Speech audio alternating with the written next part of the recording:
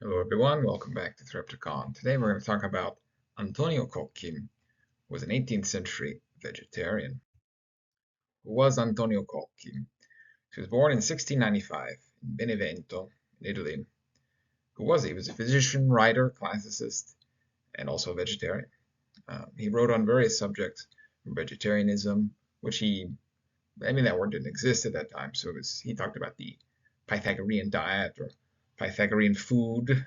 Um, he also wrote on other various learned medical subjects, optics, anatomy. He makes a description of chocolate, which at that time was more of a novelty food than it is today, definitely.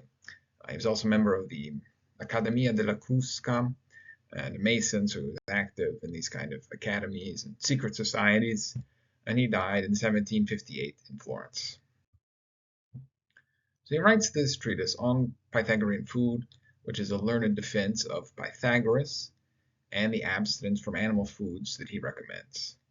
These are the bullet points. I read through this today, and this is how he sets it up, right? So he talks about who Pythagoras is. He investigates him.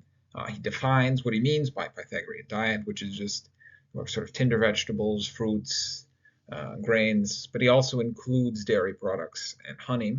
So it's like a lacto vegetarian diet. Doesn't mention eggs.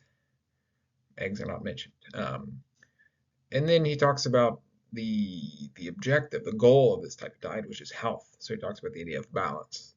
Um, and he describes the religious nature of Pythagoras's abstinence. He believed in transmigration of souls, which at that time in the 1700s in Italy was no longer, they didn't talk about that sort of thing anymore. They didn't have those beliefs. This is the beginning of the Enlightenment era. He discusses the question of beans because Pythagoras was famous for saying not to eat beans, but Cocchi concludes that that's just ridiculous superstition. Um, then he goes on a long digression of anatomy and a scientific understanding of how disease works at that time. Basically, it's influenced by humors, so liquids inside of the body. So he's really emphasizing this idea of liquids. And then he explains why vegetable foods are superior. And he lists a few reasons because they're softer, because they're hydrating, unless they're dried, like dried fruits and dried vegetables. Those aren't ideal, according to him. So they're softer, they're easier to digest, right? And they're more hydrating once again. So they help that constant flow of liquids in the body. He praises honey and milk because he claims that they're similar to vegetable foods. He attacks alcohol. Um, and honestly, if you give me a choice, if you said, oh, you have to drink something, you can't drink any water, you have to drink milk or alcohol, I would probably have to go with milk. I mean, it would be horrible to drink nothing but beer and wine all day long. It would be just no life to live anyway.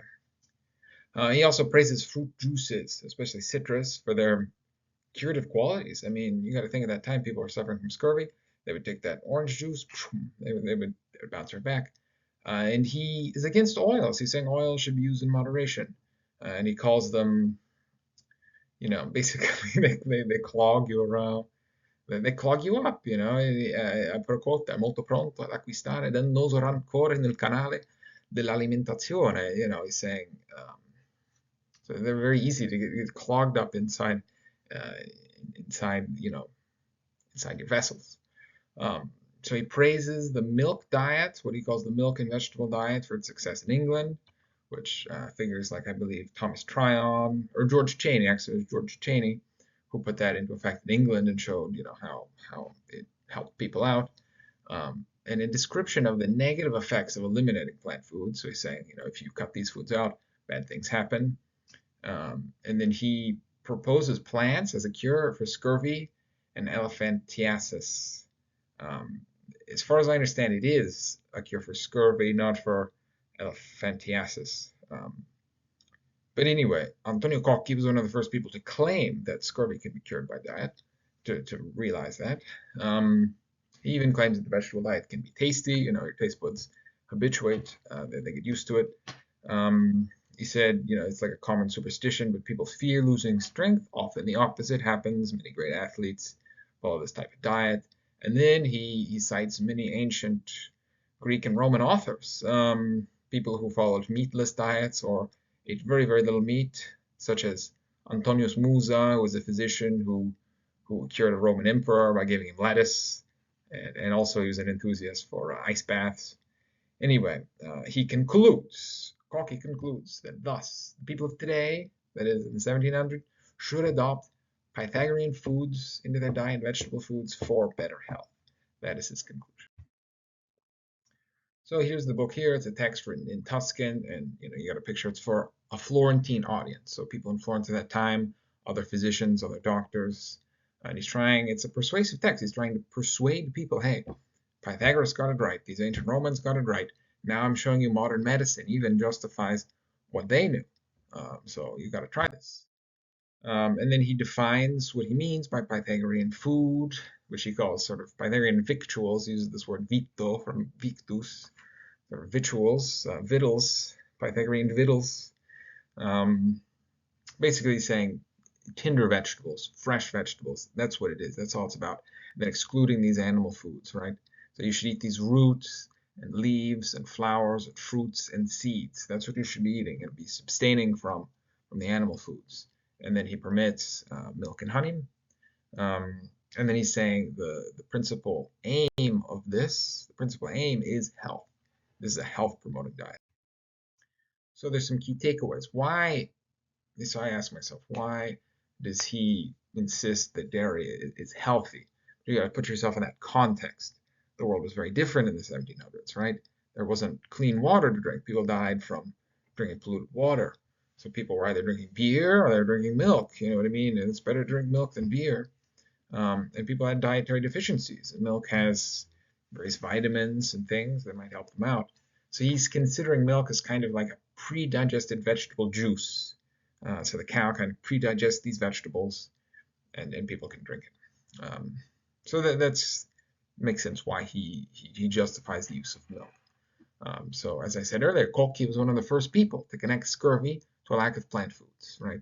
He realized it can be cured by eating foods with vitamin C. And then he combines ancient learning and modern medicine to advance his dietary claims as an effective, persuasive strategy. And it makes sense. I mean, Florence is known for what? It's known for steak. It's known for meat. Even then, I'm sure, a lot of people eating a meat-heavy diet, kind of like England, right? They weren't eating a Mediterranean diet, you know what I mean? So he's saying the Florentines would have benefited from more cucina povera, you know what I mean? Vegetables, things like this, pasta, cooked herbs, than, more bistecche alla Fiorentina, these grilled hunks of meat that the rich people were eating. Here's a link to the text here, a scanned copy of his treatise, on the Pythagorean diet for medicinal use. It was a speech, right, given by Antonio Cocchi. So thank you very much for watching. I hope you enjoyed it. Thank you. Goodbye.